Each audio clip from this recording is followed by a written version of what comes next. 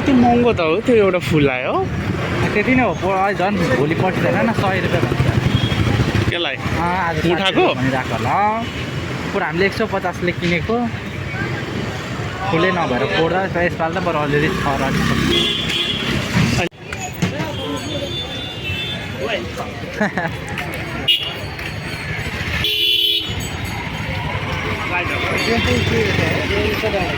यता सुकुटी पाउँछ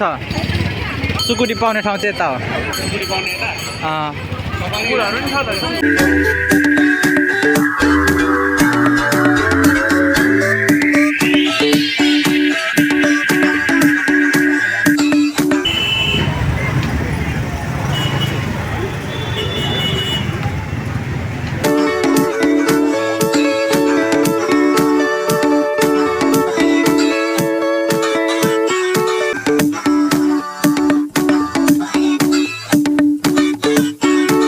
बेलपत्तावाला हुन्छ क्या यस्तो कति बेला यो 50 रुपियाँ हजुर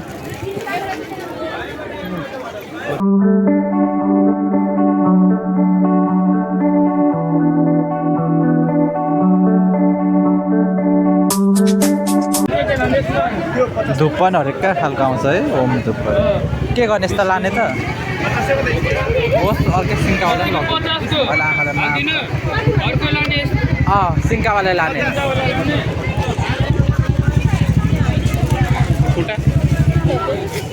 लानुपर्छ नि यस्तो लक्ष्मीको खुट्टा यो भन्दा त त्यो ठुलो खाले राम्रो हुन्छ त कुन 100 रुपियाँ वाला एकदम कुन अर्को भन त कुन अर्को फोटोवाला हुन्छ त यहाँ पनि फोटो नै छ हेर्नु न कुन लानुहुन्छ आउनु आउनु हेर्नु अब यहाँ चाहिँ सबै उयो छ क्या एउटा उयोमा एउटा गणेशको के लानु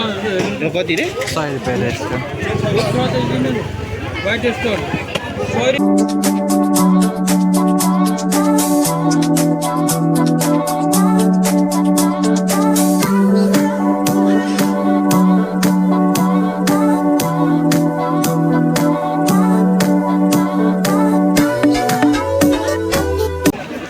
दिदी चेन छ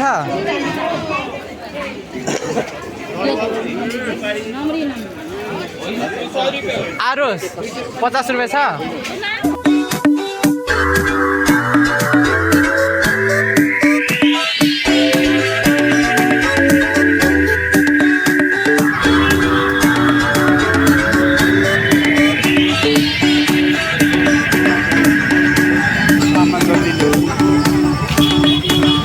हामीले चाहिँ अघि धेरै फोटो देखाउन पाएन कतै लहर फुलहरू चाहिँ हामीले यसरी किनेर अब जान लागेको छौँ है फुलहरू चाहिँ कति महँगो रहेछ होइन सायद तिहार लागेर होला यस्तोमा राम्रो सजाएको रहेछ यता होइन यो के अरे सब्जी मन्डीदेखि ठ्याक्क पछाडिको गल्ली होइन यस्तो राम्रो सजाएको रहेछ यो दसैँ तिहारले गर्दा जस्तो राति त यहाँ बत्ती पनि बल्दो रहेछ झिलिमिली पनि टाँगेको रहेछ रातिको भ्यू चाहिँ एकदम राम्रो होला जहाँसम्म लाग्छ तर डेमा पनि राम्रो देखिरहेछ सामानहरु यताउति राख्नु के हाम्रो लक्ष्मी पूजाको लागि फुलहरू चाहिँ यहाँ छ यता मिठाई